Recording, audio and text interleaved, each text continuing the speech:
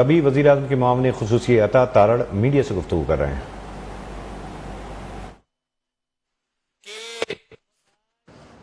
چار گولیاں عمران نیازی صاحب کو لگی ہیں،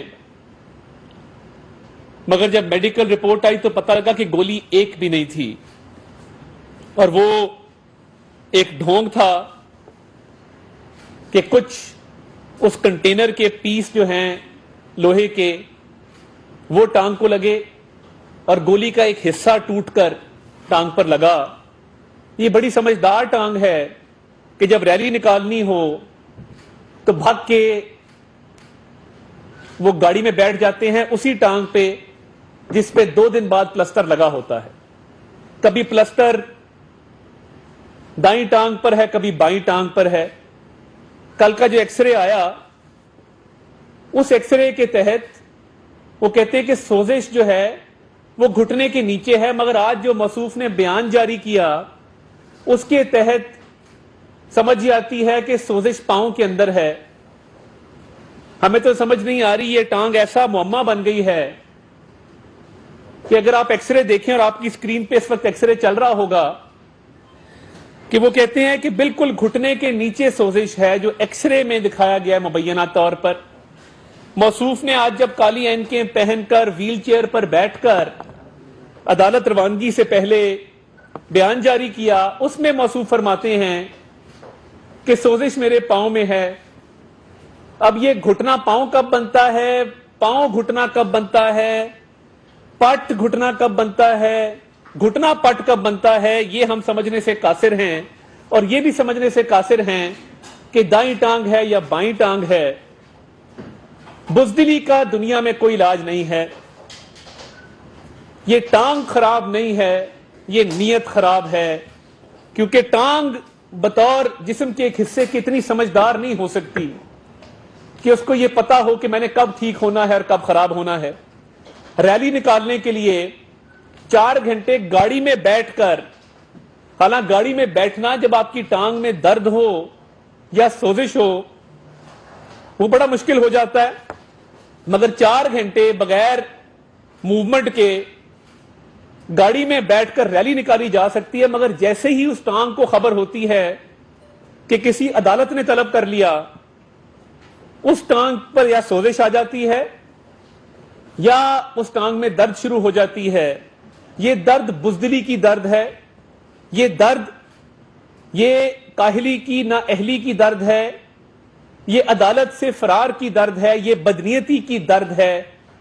یہ درد صرف تب جاگتی ہے کہ جب عدالت کی طرف سے کوئی نوٹس موصول ہوتا ہے۔ اور یہ کون سا ایسا دنیا کا کوئی ایسا ملزم مجھے بتا دیں جو اپنے ہی ہسپتال سے چیک اپ کراتا ہو؟ یعنی کوئی اور ہسپتال آپ کو میسر نہیں۔ میاں نواز شریف کی بیماری کا مذاق اڑایا جاتا تھا کہ وہ بیمار نہیں ہیں، ان کی بیماری کی تصدیق نہ صرف سرکاری میڈیکل بورڈ نے، سرکاری ہسپتالوں نے کی، ان کی بیماری کی تصدیق ڈاکٹر فیصل سلطان جو شوکت خانم کے ہیڈ ہیں انہوں نے بھی کی۔ میں عمران نیازی صاحب کو چیلنج کرتا ہوں اور کھلے عام چیلنج کرتا ہوں کہ اگر ٹانگ واقعی ہی خراب ہے، شوکت خانم کے علاوہ کسی بھی ہسپتال کے میڈیکل بورڈ سے اس کا معائنہ کروا لے،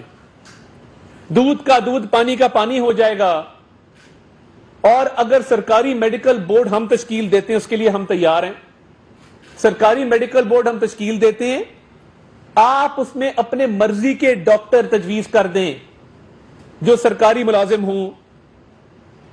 باہر سے کوئی ایکسپرٹ لانے ہیں ان کو بٹھا لیں۔ ہم یہاں تک بھی اجازت دیں گے کہ شوکت خانم کے جو طبی ماہرین ہیں ان میں سے بھی کوئی 1-2 کو اس میڈیکل بورڈ میں شامل کر لیا جائے، اس میڈیکل بورڈ کا حصہ بنا دیا جائے،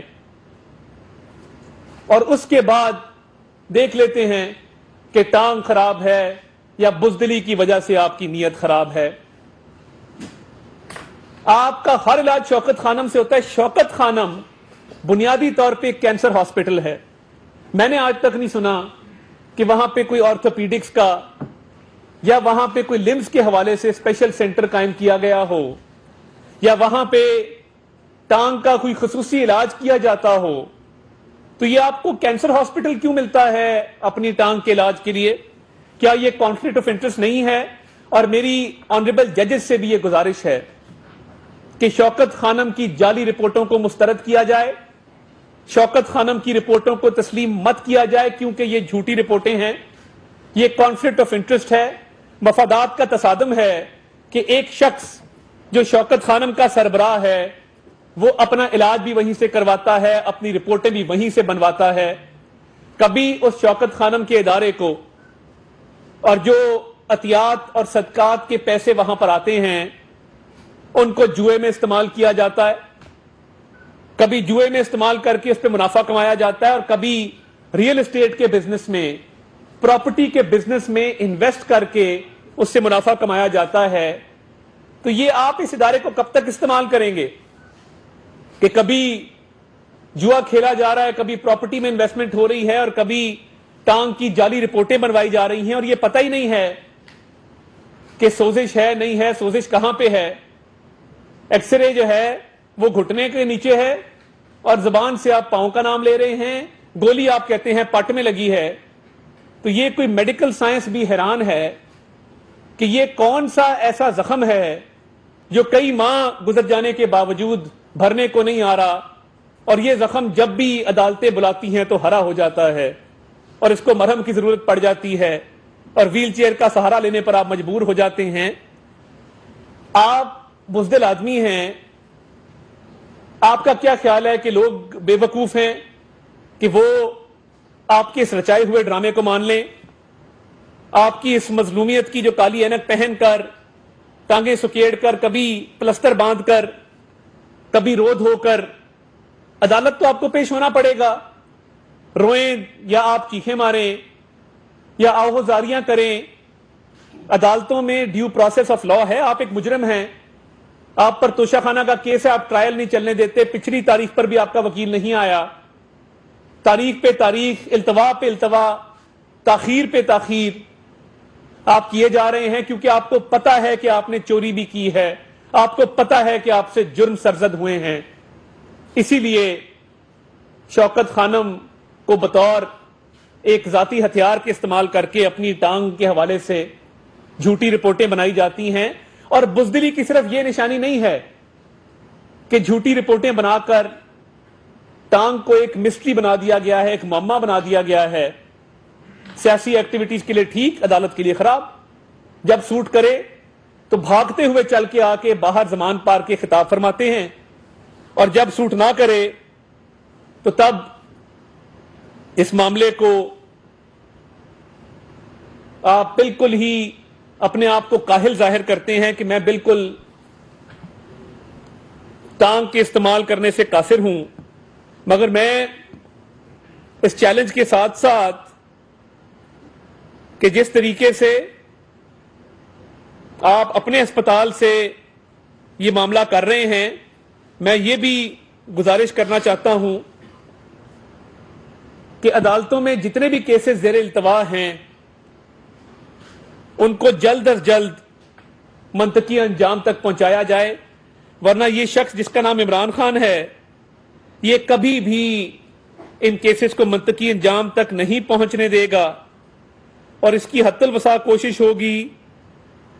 کہ اس معاملے کو جتنا تاخیر کا شکار کیا جا سکے وہ کریں۔ تو حکومت یہی کر سکتی ہے کہ آپ کو یہ آفر کر دے کہ آپ شوکت خانم کے علاوہ کسی میڈیکل بورڈ کا انتخاب کریں۔ اور میں آج جو اداروں کے خلاف ایک منظم کیمپین چلائی جا رہی ہے اس حوالے سے بھی بات کرنا چاہتا ہوں کہ جس طریقے سے آج بھی آپ نے بار بار ادارے کے ایک افسر کا نام بگاڑ کر اس کو للکارا،